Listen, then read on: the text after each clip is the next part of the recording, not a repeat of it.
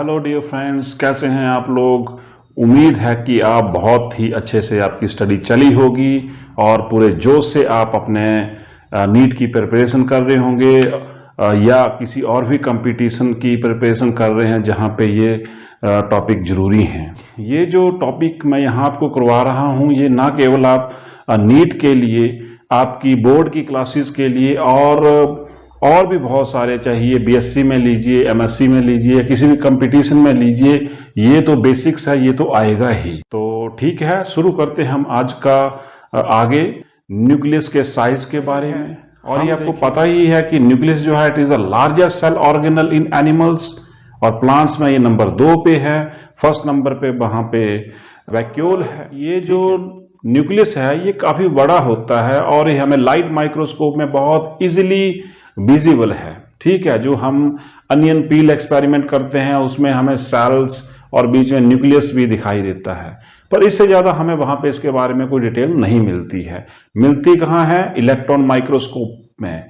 Electron microscopy जब आई तो उस न्यूक्लियस के बारे में हमें बहुत सारी चीजें रिवील हुई, बहुत सारी चीजों का पता लगा। तो the size of the nucleus depends upon the 2 factors.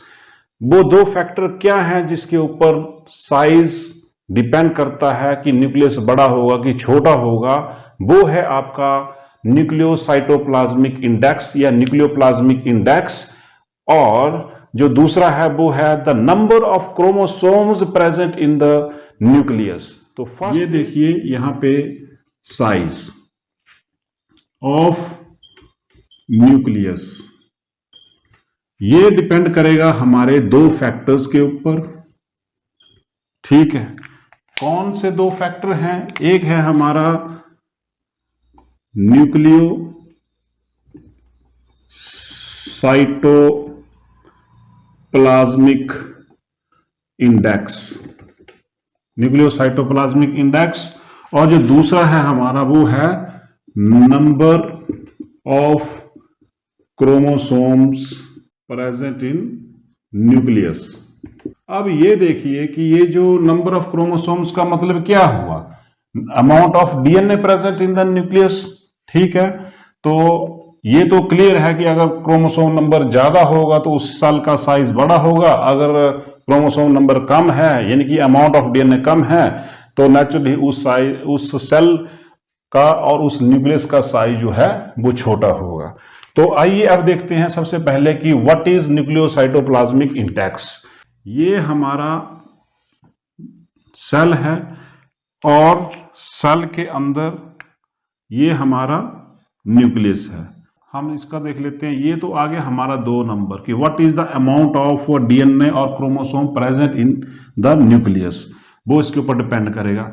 अब जो हमारा फार्मूला है वो जो बहुत इंपॉर्टेंट है वो है nucleocytoplasmic index. Now what is nucleocytoplasmic index? Nucleocytoplasmic index is the relationship between volume of the nucleus and the cytoplasm. एक तो जो हमारे न्यूक्लियस के अंदर वॉल्यूम है उसका और जो हमारा साइटोप्लाज्म का वॉल्यूम है उसमें क्या रिलेशनशिप है? Okay, this is given by Hertwig's relationship.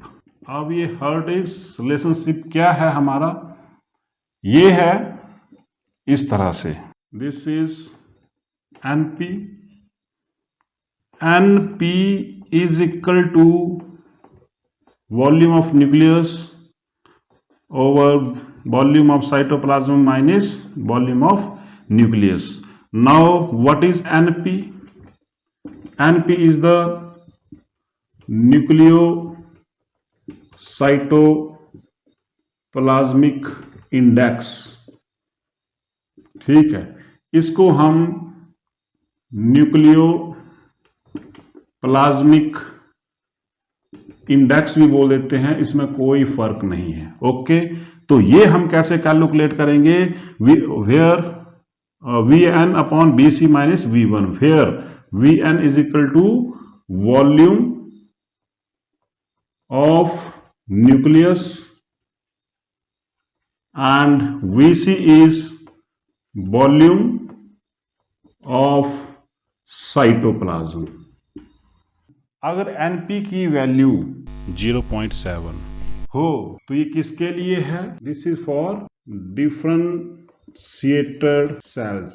अगर इससे ज्यादा एनपी की वैल्यू आती है न्यूक्लियोसाइटोप्लाज्मिक इंडेक्स की, तो इसका मतलब हुआ कि सेल जो है बहुत रैपिडली, बहुत तेजी से सेल डिवाइड कर रहा है। ये किस कंडीशन में होता है जहां सेल जल्दी जल्दी रैपिडली डिवाइड करें? हमारे जो सेल्स हैं, इन केस ऑफ ट्यूमर और cancer, cell started dividing irregularly and very rapidly. Okay, बहुत तेजी से ये डिवाइड करते हैं, तो उस जगह ये इसकी वैल्यू हमेशा एनपी की 0.7 से ज्यादा आएगी। अब अगर इसकी वैल्यू मान लो 0.4 है, 0.3 है, 0.1 है, तो इसका क्या मतलब हुआ? यहां से हमें ये आइडिया लगता है कि सेल जो है वो स्लो डिवाइड कर रहा है। अगर ये एनपी की वैल्यू डिस्टर्ब होती है तो ये सीधा इफेक्ट करती है रेट ऑफ सेल डिवीजन। अगर ये रेशो जो है वो ऊपर नीचे जाती है कि मान लो 0.9, तो इसका मतलब है सेल बहुत तेजी से डिवाइड कर रहे हैं। तो जब सेल किस कंडीशन में डिवाइड करते हैं? जब कैंसरस और ट्यूमरस ग्रोथ होती है या कोई इन्फेक्शन होता है हमारा, ठीक है। और अगर ये कम है तो इसका मतलब सेल इज डिवाइडिंग स्लो। तो यहां से हमें क्या एक कंक्लूजन मिला? यहां से हमें ये मिला कि एनपी की वैल्यू अगर ये डिस्टर्ब हो जाती है तो ये सीधा इफेक्ट किसके ऊपर डाल रही है? सेल डिवीजन के ऊपर। और सेल डिवीजन अगर डिस्टर्ब हुआ तो that will disturb our age also. जो साइज है न्यूक्लियस का वो इस तरह से इफेक्ट करता है हर्टिग्स रिलेशनशिप। होप कि साइज का रिलेशनशिप न्यूक्लियस के साथ आपको समझ आ गया होगा।